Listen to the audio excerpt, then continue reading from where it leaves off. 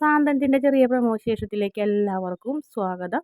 മിത്രയുടെ കോളേജിലെ പരിപാടിക്ക്, അതായത് ആ ഫംഗ്ഷന് വേണ്ടി ഷേക്സ്പിയറിൻ്റെ കഥ നമ്മുടെ ശ്രീദേവിയോട് ചോദിച്ചിട്ടുണ്ടായിരുന്നല്ലോ. അതുകൊണ്ട് തന്നെ ശ്രീദേവിയുടെ നമ്പർ മേടിച്ച് നമ്മുടെ മിത്ര വിളിക്കുന്നുണ്ട്. മിത്രനോട് എന്ത് പറയണമെന്ന് അറിയാൻ പറ്റാണ്ട് ശ്രീദേവി ആകെ വെള്ളം കുടിക്കുന്നു. അമ്മേരെ നുണ കാരണം ശ്രീദേവിക്ക് പിടിച്ചു നിൽക്കാൻ പോലും പറ്റാത്ത അവസ്ഥയാവുന്നുണ്ട്. ഇപ്പം ഇങ്ങനെ പിന്നെ ദേവമംഗലത്ത് ചെന്നാലത്തെ അവസ്ഥ എന്തായിരിക്കും എന്ന് ആലോചിച്ചിട്ട് ആ പാവം പെൺകുട്ടി ആകെ പേടിച്ച് അവശതയാവുന്നുണ്ട്.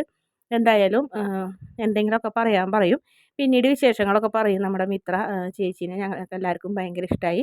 നല്ല സൗന്ദര്യം, സമ്പത്ത്, വിനയം എല്ലാം ഉണ്ട്. അച്ഛൻ ആഗ്രഹിച്ച പോലത്തെ ഒരു പെൺകുട്ടി എന്നൊക്കെ പറഞ്ഞ് മിത്ര ഇങ്ങനെ ഒരുപാട് പൊക്കിയൊക്കെ പറയുന്നുണ്ട്. എന്തായാലും മിത്രയ്ക്ക് വേണ്ട കാര്യങ്ങളൊന്നും ശ്രീദേവിയിൽ നിന്ന് കിട്ടില്ല.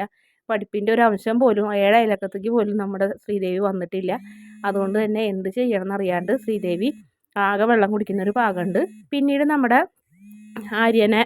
ആര്യൻ പറഞ്ഞ കാര്യങ്ങൾ എന്താണ് ഏതാണെന്നൊക്കെ അറിയാൻ വേണ്ടിയിട്ട് പോകണ്. ആകാശിനെയും നമ്മുടെ മാമനെയാണ് വിടുന്നത്. ബാലൻ എന്തായാലും നിർബന്ധമായിരുന്നു. ആൻറ്റിനോടുള്ള വാശിയായിരുന്നത്.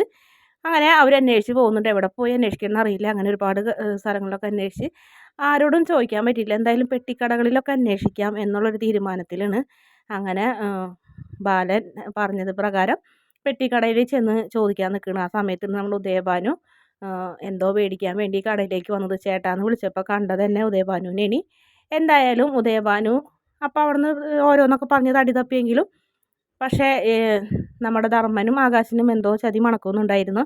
ഇതിലെന്തോ ചതി ഉണ്ട് എന്ന് പറഞ്ഞിട്ട് ആര്യനോട് കാര്യങ്ങൾ അന്വേഷിക്കുമ്പോൾ ആര്യൻ ഇങ്ങനെ പറയുന്നുണ്ട്. ഫുഡ് ഡെലിവറിക്ക് പോയതും അവരെ സംസാരിച്ച കാര്യം ദേവമംഗലത്തുകാരെ ചതിക്കുകയാണെന്നുള്ള കാര്യം ആ പെൺകുട്ടി പറഞ്ഞത് വ്യക്തമായിട്ട് കേട്ട കാര്യം ആകാശിനോട് നമ്മൾ ആര്യൻ അറിയിക്കുന്നുണ്ട്. അതുകൊണ്ട് തന്നെ ബാലൻ്റെ വീട്ടിൽ ചെന്ന് കഴിഞ്ഞിട്ട് നമ്മുടെ ആകാശം മാമനൊക്കെ പറയുന്ന കാര്യം നമ്മുടെ ബാലന് വിശ്വസിക്കാൻ കഴിയില്ല. പക്ഷേ എന്തായാലും അത്രയധികം പ്രശ്നങ്ങൾ, അതായത് കല്യാണം നിശ്ചയം പോലെ കഴിഞ്ഞ് വളയിടൽ കഴിഞ്ഞ് ലക്ഷങ്ങൾ വിലയുള്ള വളയിന് ഈ പെണ്ണിന് കൊണ്ടിട്ടത്. അതുകൊണ്ട് എന്ത് ചെയ്യണമെന്ന് അറിയാണ്ട് ആകെ ഭ്രാന്തെടുത്ത പോലെയാവും ബാലൻ.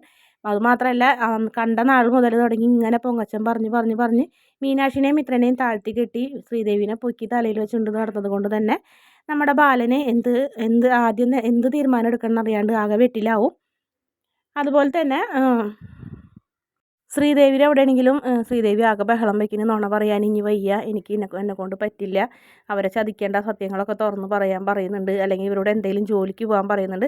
ശ്രീദേവിയുടെ കൈമലത്തെ വളയാണെങ്കിൽ സ്വന്തമാക്കാൻ നമ്മുടെ അമ്മ ഇങ്ങനെ ശ്രമിച്ചുകൊണ്ടിരിക്കുന്നു. എന്നാൽ ഈ പണയം വയ്ക്കാനും വിൽക്കാനും തന്നില്ലെങ്കിൽ 2 ദിവസം ഇടാൻ തരാൻ പറഞ്ഞ് മേടിച്ച് ഇങ്ങനെ ഇട്ടിട്ട് അത് ആസ്വദിച്ചൊക്കെ നിൽക്കുന്നുണ്ട്. എന്തായാലും മാമനും അതുപോലെ തന്നെ ആകാശവും കണ്ട കാര്യം വീട്ടിൽ വന്ന് പറയുന്നുണ്ട് ശ്രീകലനോട്.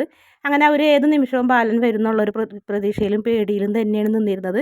എന്തായാലും ബാലൻ ഈ കല്യാണത്തിൽ നിന്ന് പിന്മാറില്ല. കാരണം ബാലൻ്റെ അഭിമാനമല്ല. അതുകൊണ്ട് തന്നെ അവരുടെ സാഹചര്യങ്ങളും അതുപോലെ തന്നെ അവർ ചെയ്ത ചതിയൊക്കെ ബാലൻ ക്ഷമിച്ചുകൊണ്ട് തന്നെ ആനന്ദിനെ ആ പെൺകുട്ടിയെ സ്വീകരിക്കാൻ തന്നെ ബാലൻ തയ്യാറാവുന്നുണ്ട്.